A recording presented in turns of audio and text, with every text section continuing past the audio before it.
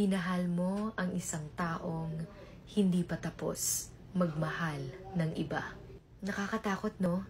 Dahil hindi mo alam kung mahal ka ba talaga o panakipbutas lang pala. Mahirap pag yung taong akala mo'y itinadhana sa'yo, pero hindi pala. Masakit yung ilang taon kayong magkasama, tas biglang malalaman mo na lang na hindi ka naman talaga niya minahal. Ginawa ka lang dahil hindi siya makamove on sa ex niya. Yung akala niya makakalimutan niya yung ex niya dahil sa'yo, pero hindi pala.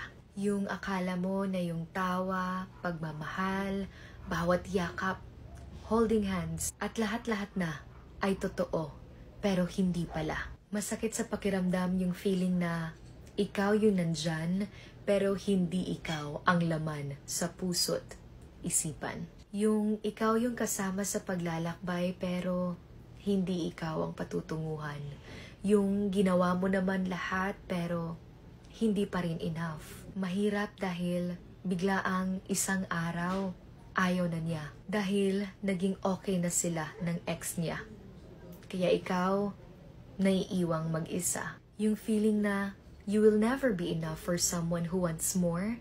Kagaya na lang ng kantang Paubaya, yung ikaw yung kasama, pero hanap ay iba. Nakakalungkot, no?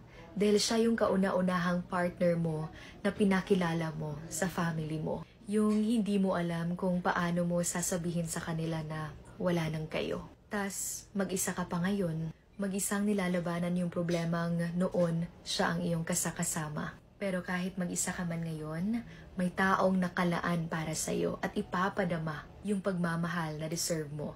Kaya never settle for less. Huwag mong itali yung sarili mo sa nakaraan dahil hindi lahat ng tao kaya tayong ipaglaban. Oh my God!